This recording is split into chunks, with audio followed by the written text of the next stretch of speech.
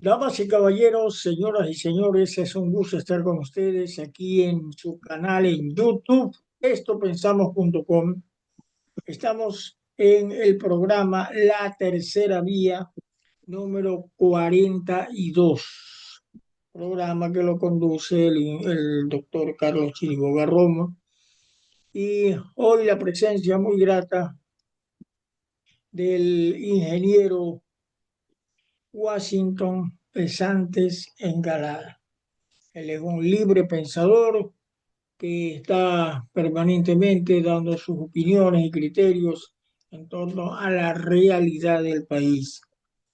Ingeniero Pesantes, como usted conoce, prácticamente el paro de actividades del Ecuador y fundamentalmente en Imbabura ha declinado. El señor Marlon Vargas ha llamado a deponer actitudes. ¿Cuál es la conclusión, estima usted, que tienen los ecuatorianos en torno a estas medidas de hecho que se adoptan cuando hay algo que no agrada a determinados sectores? Adelante, mi estimado ingeniero Washington Pesante Encalada. Muy buenos días, muchas gracias mi querido amigo José Luis Medina. Buenos días, pueblo ecuatoriano. Yo creo que con este paro nacional y en realidad con todos los paros de alguna manera todos perdemos. Perdemos de producir, por supuesto, la gente deja de trabajar, pero tenemos que entender que las luchas sociales son así. El pueblo no tiene otra alternativa más que manifestarse a través de estas marchas. Lo malo es cuando se vuelven violentos. Eso no debería darse. Yo recuerdo cuando era un joven estudiante del colegio, yo salía a protestar a las calles cuando habían problemas con el gobierno nacional.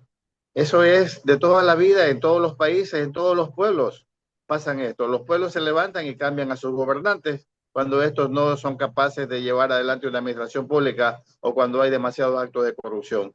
En Ecuador todavía eso no ha pasado en estos últimos tiempos, pero sí es importante que esto nos lleve a analizar, a reflexionar sobre las medidas económicas que se toman, sobre la postergación de cosas importantes como el mejoramiento de la salud, que este rato es uno de los reclamos nacionales de manera generalizada. La obra pública que no vemos que se ejecuta, la paralización del sector de los constructores fundamentalmente, falta de la dinamización de la economía, falta de créditos para productores, falta de incentivar una política agraria que mejore las condiciones del campesino de costa, sierra y oriente. Yo creo que es el momento de comenzar a pensar con serenidad las políticas que el gobierno quiere emprender, está emprendiendo para lograr el desarrollo y bienestar del pueblo ecuatoriano. Ingeniero, ayer por una gentileza del Consejo Provincial del Guayas, un grupo de periodistas, llegamos hasta Colimes, Cantón Colimes. Le digo con franqueza y con vergüenza lo reconozco, yo no conocía Colimes. Pero hay una vía que va de Colimes al Cantón Olmedo en la provincia de Manabí. Y allí la prefectura, con un crédito del Banco Interamericano de Desarrollo, el Banco Mundial, va a desarrollar la vialidad en el sector. ¿Qué es lo que quiero conversarle? De que yendo hasta estas zonas agrícolas, hay sectores ciudadanos, digamos así, que son muy pudientes económicamente, tienen haciendas, tienen piladoras, enormes piladoras, hacen el procesamiento del arroz, arroz envejecido, etcétera, etcétera.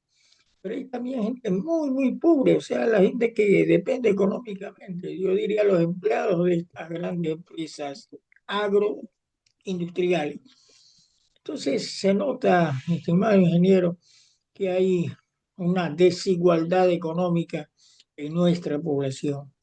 ¿Qué hacer para de alguna manera haya algo de igualdad, algo de paridad y los pobres dejan de ser más pobres y los ricos dejen de ser más ricos, ingeniero Pesante? Bueno, hay algo que debemos analizar con total serenidad y conciencia. La pobreza y la riqueza siempre existirán, eso lamentablemente no se va a acabar en el mundo, Claro, desde que es Cristo lo mundo, dijo. ¿ya? Sí. Lo que tenemos que buscar es mejorar las condiciones económicas de los sectores más empobrecidos. Hagamos un análisis así rapidito. ¿Cuál es el sector más pobre en el Ecuador? ¿La costa, la sierra o el oriente? ¿Cuál es el sector con mayor productividad real? En la sierra hay una gran artesanía y hay un gran sistema agrícola. Además, en la tierra practican lo que es la minga. Entre ellos se ayudan a sembrar, entre ellos se ayudan a cosechar y de alguna manera pues van compartiendo el producto de la tierra y mejoran así su condición de vida. Lamentablemente en la tierra hay más casos de desnutrición infantil. En el oriente, bueno, cada colono en algún momento tenía cerca de 20 hectáreas. Eso le daba la oportunidad de lograr un desarrollo económico para que pueda vivir una mejor condición de vida y con la participación de las empresas petroleras, siempre hay trabajos sociales que están haciendo a favor de la comunidad y dándole prioridad a los trabajadores de las comunidades, ¿verdad? Sobre todo de los grupos indígenas, que son los más maltratados. Pero lamentablemente en la costa, hay una gran pobreza en el sector agrícola, en el sector agrario, porque el campesino en primer lugar no sabe administrar sus tierras. Cuando ha tenido algún crédito, nosotros decimos de manera general, él no invierte en la cosecha, él no invierte en la producción agraria, él va y se compra su televisor, su moto o gasta en cualquier cosa, pero y se queda luego sin el capital de inversión y termina lamentablemente perdiendo dinero y sin poder pagar la deuda que adquiere. Yo creo que es cuestión de cambiar un poquito la mentalidad propia de nosotros como ecuatorianos, de nosotros como seres humanos que queremos salir de este estado de postración y de miseria. Yo creo que debería pensarse en un proyecto de desarrollo agrícola integral, donde participen las universidades agrarias del país, donde participen las universidades que tienen economía o algún tipo de contabilidad, administración de negocios, para que le enseñen al campesino a ser un administrador de sus propias tierras y a tener una mejor producción agrícola con la enseñanza de los jóvenes que estudian estas carreras. Yo creo que debe haber ese tipo de seguimiento para los proyectos que el gobierno nacional quiere emprender para el desarrollo agropecuario de nuestro país. Yo creo que por ahí hay soluciones que son innovadoras y que debían implementarse. En en este cúmulo de acciones, ingeniero Pesante, lo que se viene ahora es la consulta popular y el referéndum. Tres preguntas de consulta popular, una de referéndum, serán puestas a consideración de los ciudadanos.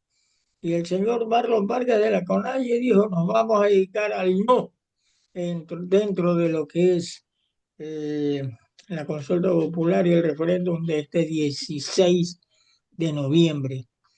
¿Qué análisis hace usted en torno a esta cita que tiene el pueblo en las urnas y cómo debería actuar la ciudadanía, ingeniero Pesantes? Pero yo creo que Marlon Branda o Marlon Vargas Vargas. cometió un error al decir no, que hay que votar no en la consulta popular, porque él es un ciudadano que no tiene el afecto del pueblo ecuatoriano. Y con eso lo que ha hecho es darle un respaldarazo al gobierno para que la gente vote sí en contra de este señor. Yo creo que hay ciertos actores políticos que deberían callarse definitivamente, porque en vez de contribuir al desarrollo del país, contribuyen a esta eh, polarización que existe de la política ecuatoriana, a sembrar más este odio y resentimiento en todos los sectores ecuatorianos. Yo creo que esta consulta popular, a ver, las dos primeras preguntas no tienen razón de ser. La cuestión de disminución de asambleístas o la cuestión esta de las bases militares, creo que son esas dos. Porque si se aprueba la reforma o la elaboración de una nueva constitución, simplemente en la nueva constitución se tomarán en cuenta todos estos factores. Entonces hay dos preguntas que no importa si son sí o no, porque la constitución se elaborará nuevamente, ¿verdad? Si gana el sí, por supuesto. Pero yo creo que aquí es importante comenzar a analizar con serenidad cuáles son los cambios fundamentales que queremos que se dé a la constitución. Queremos que se pierdan los derechos de los ciudadanos, queremos que se pierdan los derechos de la naturaleza, ¿verdad? ¿Queremos eso? No, no queremos definitivamente, queremos que se mantengan los derechos ciudadanos, queremos que se mantengan los derechos de la madre tierra, la tierra es la que nos sustenta la vida. Eso no hemos logrado entender todavía los humanos que estamos pisando esta tierra y la destruimos día a día. No nos importa esta fina capa de oxígeno que rodea la Tierra. Es minúscula, es chiquita. Es lo que mantiene la vida. Hay que conservarla, hay que preocuparnos de no causar más daños a nuestros ecosistemas. Yo creo que debemos sentarnos con seriedad y con serenidad a conversar todos estos temas. ¿Qué queremos reformar de la Constitución o qué queremos se incorpore en la nueva Constitución y qué queremos desechar definitivamente? Eso es un trabajo que tenemos que hacerlo con todos, pero con serenidad, con conciencia, con amor por la patria.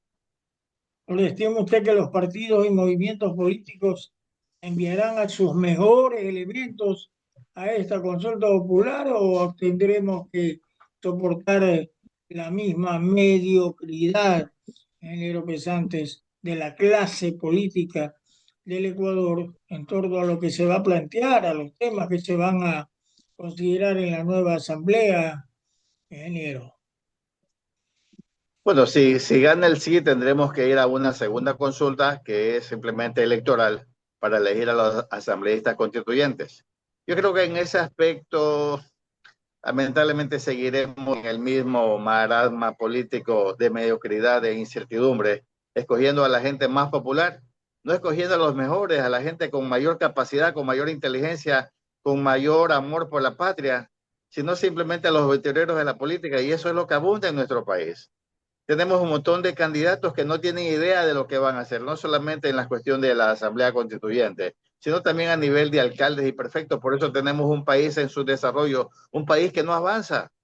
Por ejemplo, los alcaldes creen que su trabajo fundamental es ir a hacer la obra pública y gastar el dinero que reciben del gobierno o reciben pues, por parte de impuestos, multas o lo que sea, o contribuciones de la ciudadanía de sus propios cantones. Y eso no es el rol fundamental de los municipios, esa es una de las partes.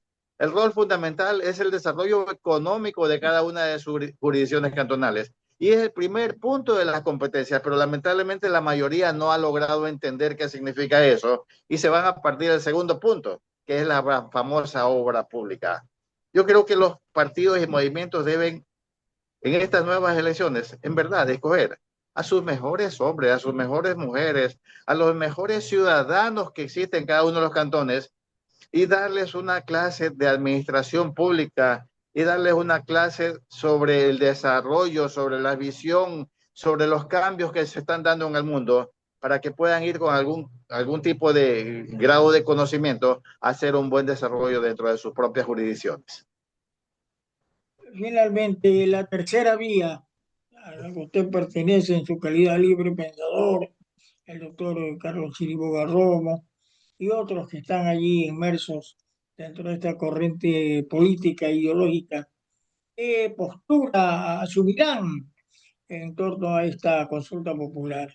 ¿Qué han planificado, qué han coordinado para de alguna manera tener un criterio en torno a lo que va a haber este 16 de noviembre, enero pasado? Bueno, no hay todavía un criterio como grupo de amigos de la tercera vía que podamos nosotros esgrimirlo, pero sí creo que vamos a conversar y analizar para obtener una voz, sobre todo de orientación en este proceso electoral, porque es lo que necesitamos los ecuatorianos, tener una voz que nos ayude a analizar, sin estos odios o resentimientos políticos de los extremos, de izquierda y de derecha, que tanto daño nos están causando, porque ya es momento de comenzar a cambiar las cosas definitivamente, ya olvidarnos de que la culpa es de la vaca, ya olvidémonos de eso. Ya este rato la culpa 100% es del gobierno, si puede o no puede sacar adelante el país. Ya hemos pasado 8 años desde el gobierno más nefasto, entre comillas, que hemos tenido, ¿verdad? Así dice la oposición. Pero para otros es el mejor gobierno del país, ¿ya? Entonces yo creo que es el momento de comenzar a demostrar que existe la capacidad, que existe el amor por el país, que existe el interés por el desarrollo de todos los ciudadanos dentro de las filas del gobierno y comenzar a estructurar las políticas que el pueblo necesita para salir de esta crisis de seguridad, de esta crisis de salud, de esta crisis de la obra pública, de estas crisis de emprendimiento o de desarrollo económico. Yo creo que es el momento de comenzar a proyectarnos de aquí a 50 o a 100 años involucrarnos dentro del desarrollo de América Latina y el mundo para poder lograr ese bienestar que hemos querido toda la vida los ecuatorianos y que sea sostenido y sustentable a través del tiempo, que no sea solamente un bienestar que nos dan por momentos ciertos gobiernos, ¿verdad? Sino que se mantenga, se sostenga. Eso es lo que buscamos los ecuatorianos. Bien, le agradecemos mucho, ingeniero Washington Pesantes Encalada, libre pensador de la tercera vía. A ustedes, amables televidentes, oyentes, si les gustó este video, por favor denle clic en el pulgar hacia arriba, suscríbanse a este canal y apresten la campanita para que les lleguen más mensajes de la tercera vía y su postura para el próximo 16 de noviembre, fecha de la consulta popular. Gracias, ingeniero Washington Santos, y sus últimas palabras, por favor. Muchas gracias, ha sido siempre un honor poder conversar contigo y compartir mis criterios con el pueblo ecuatoriano.